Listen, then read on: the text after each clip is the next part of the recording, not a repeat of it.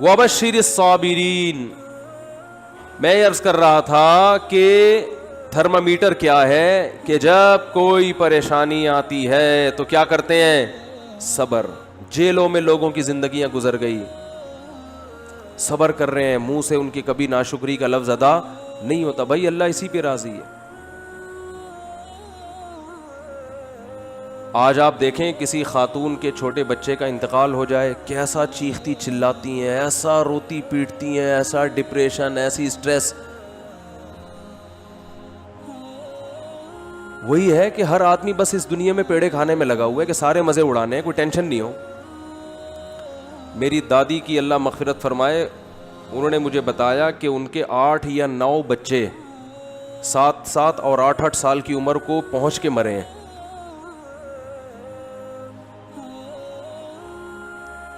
پھر غالباً 3 بچے ان کے بچے تھے, جن میں ایک میرے والد صاحب, تایا اور ہماری پھوپھی تھیں, اللہ تعالیٰ مغفرت فرمائے. ان تینوں کا انتقال ہو گیا, لیکن یہ بچپن میں ہی فوت ہو گئے تھے.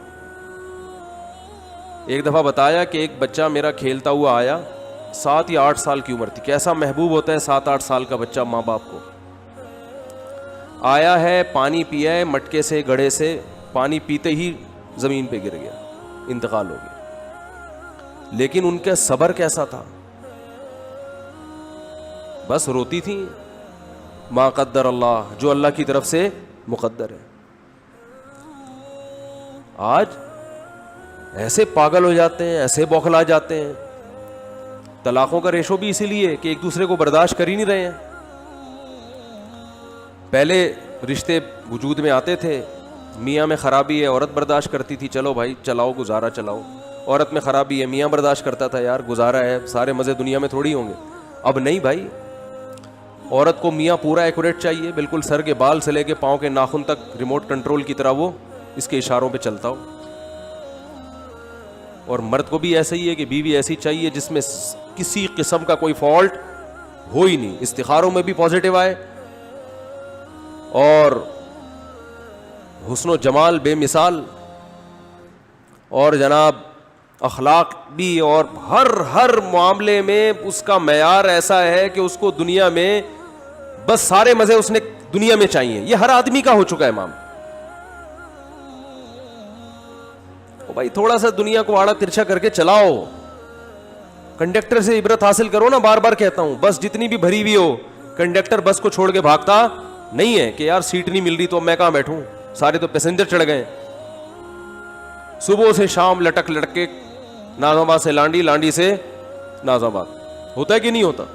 لٹک لٹک کے جائے گا, کہے گا رات کو سوئیں گے آرام سے, کوئی مسئلہ نہیں ہے. پاؤں رکھنے کی, انگوٹھا رکھنے کی جگہ نہیں ہے, مگر ایک دروازے سے چڑھے گا, سب سے کرایہ لے کے دوسرے سے اتر جائے گا.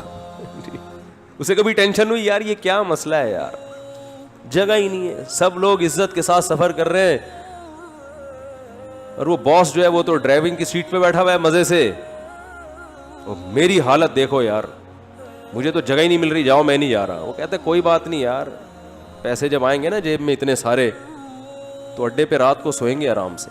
پھر ان کو نیند بھی ٹائٹ آتی ہے, ان کو جگہ نہ بھی ملے بس کی چھت پہ سو جاتے ہیں, یہ ریڑیوں پہ سو جاتے ہیں. میں نے دیکھے ہیں, جگہ نہیں ملی, ریڑی لگی ہوئی ہے, کوئی پھل والا اپنی ریڑی چھوڑ کر چلا گیا, صبح دوبارہ سے پھل ڈالوں گا, 2-4 گلے سڑے سیب رہ گئے تھے, سائڈ پہ لگایا, سو گئے.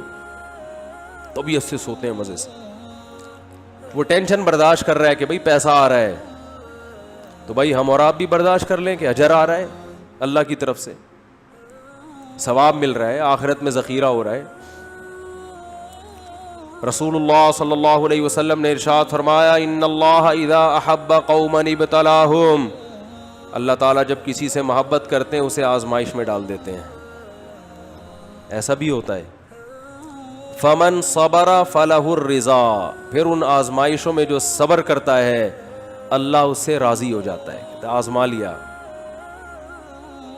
پیغمبروں کو جو اللہ نے آزمایا تو کیسے خطابات دیے. نعم العبد, ایوب علیہ السلام کے بارے میں فرمایا کیا خوب بندہ, ساری زندگی بیماریوں میں گزر گئی, ایک لفظ زبان سے ناشکری کا نہیں نکلا. نعم العبد, یہ اللہ کی طرف سے القابات ملتے ہیں.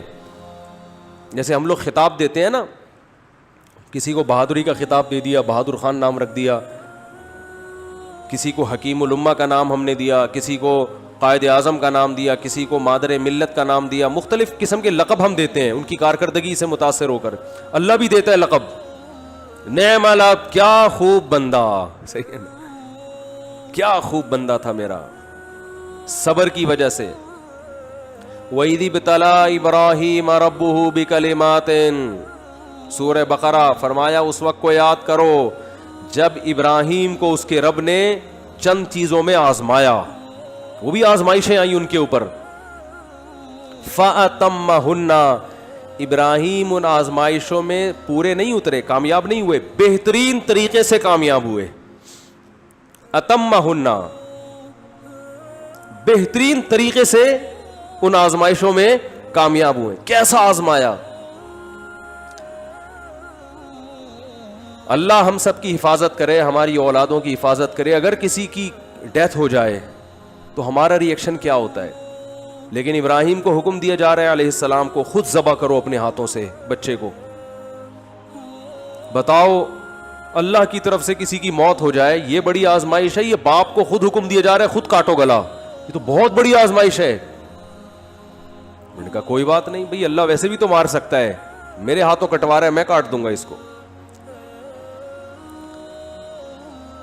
ان تمام آیات اور احادیث سے پتہ چلتا ہے کہ اللہ انسانوں کو اپنا غلام دیکھنا چاہتا ہے, اور غلامی کی صورت میں ہی دیکھنا چاہتا ہے کہ فنڈر بننے کی کوشش, بولو, مت کرو, فنڈر نہ بنو.